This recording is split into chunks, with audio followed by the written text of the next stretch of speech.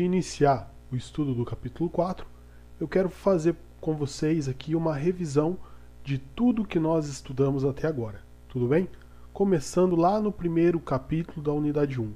Nós começamos lá no estudo da pré-história. E nós vimos lá, naquele início, os nômades, que eram grupos humanos que viviam em um local, sobreviviam através da coleta de frutos, da caça de animais, e ao acabar o alimento de uma determinada região, esses grupos mudavam de um lugar para o outro em busca de alimentos. E esse grupo eram os nômades. Bom, esse grupo de humanos, de homens, que ficavam mudando de um lugar para o outro, com o passar do tempo, foi desenvolvendo a agricultura. E quando eles desenvolveram a agricultura, eles fixaram a sua residência em um local, formando as aldeias.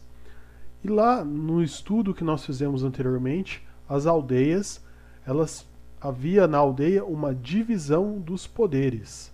Nós estudamos que o poder político e o poder religioso se concentravam na mão de uma mesma pessoa, Então foi isso que nós estudamos. Continuando o nosso estudo, nós vimos que essas aldeias aqui, foram crescendo, foi ocorrendo o comércio, o desenvolvimento da agricultura e surgiram as cidades, ou seja, das aldeias surgiram as cidades. E aí, novamente, no estudo das cidades, nós vimos que havia uma separação de poderes. Pessoas que detinham o poder e pessoas que não tinham poder. Tudo bem? Continuando o estudo, nós vimos também que o agrupamento de várias cidades formou os impérios.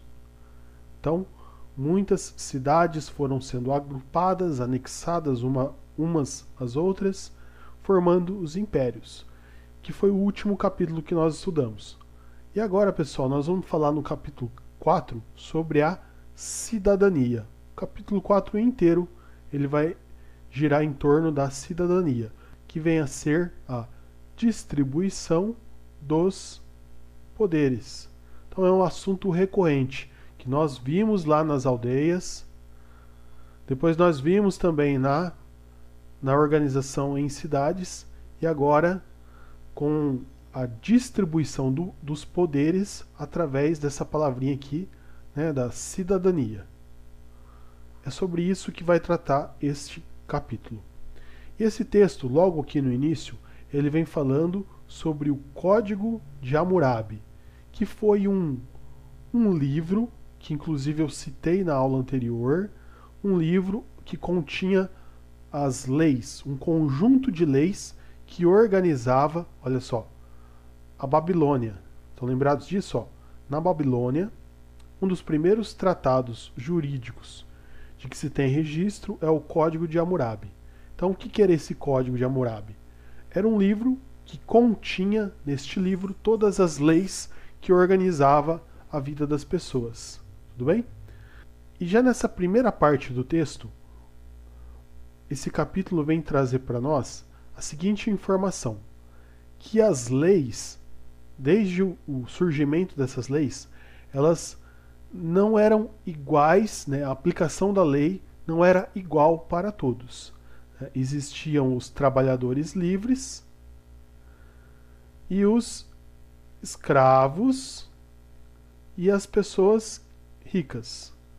E a lei se aplicava a cada um desses personagens aqui da história de uma maneira diferente. Para os trabalhadores livres, o Código de Hammurabi era de um jeito. Para os escravos era de outro. Para os ricos era de outro jeito. O texto também fala aqui, pessoal, da diferença entre homens e mulheres na aplicação da lei. O texto está falando aqui que os homens tinham direito à herança e as mulheres não tinham direito à herança. Ou seja, uma diferenciação entre os direitos dos homens e os direitos das mulheres. E é sobre isso que o texto vai falar de uma maneira geral. a cidadania, o exercício do poder ocorrendo de maneiras diferentes para diferentes grupos de pessoas. Olha só, pessoal. Então o texto segue falando aqui na página 64 um pouco sobre a Roma Antiga. Então o texto vem dizer para nós que lá na Roma Antiga havia uma separação entre grupos de pessoas.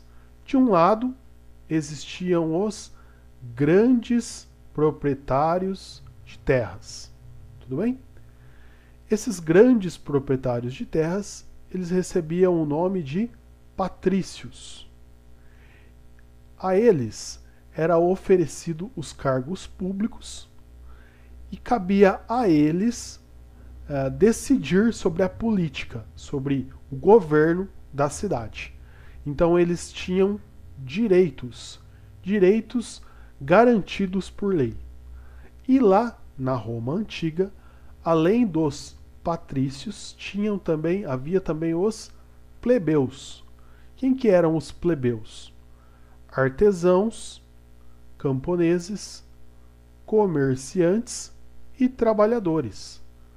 E o que havia de diferente entre os patrícios e os plebeus? Olha só, os plebeus não podiam se casar com os patrícios, porque esse pessoal que está desse lado aqui é que tem o poder, e esse pessoal aqui não tem o poder.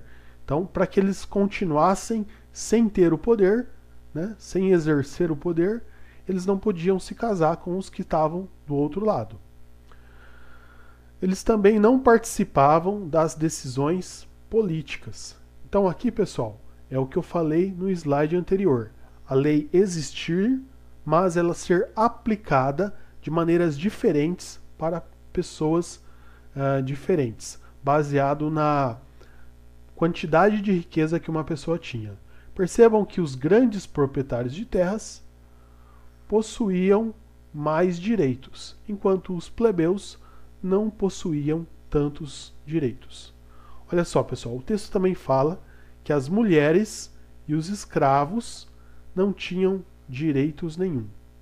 Então, mulher e escravo não têm direito. Tudo bem? Para vocês entenderem como que é a construção da história, como que surgiu a palavra cidadania e em qual contexto que ela ocorreu.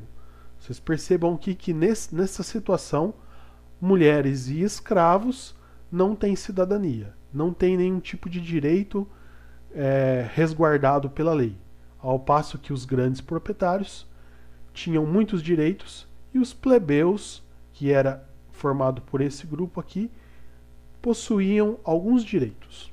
Vamos em frente? Bom, aqui está trazendo um pouco de curiosidade, eu vou ler para vocês aqui. Olha só. Ao longo dos séculos, Roma conquistou vários povos e se transformou em um grande império. Os povos vencidos nas guerras, muitas vezes, eram escravizados e obrigados a realizar várias tarefas. E entre elas tinha de lutar entre si em arenas públicas, para a diversão da população. Então, pessoal, aqui é um fato sobre Roma, né, sobre que os homens que eram capturados na guerra lutavam entre si para divertir as pessoas. E eles lutavam nesse local aqui, ó, Coliseu. É um anfiteatro construído durante o Império Romano. E eles lutavam nesse local para divertir as pessoas e havia uma certa promessa de que ao vencer uma luta, ao vencer várias lutas, um escravo poderia reconquistar sua liberdade. Tudo bem? Isso aqui, pessoal, é retratado muitas vezes em filmes. É comum assistir filmes que retratam as lutas do Coliseu. Tudo bem?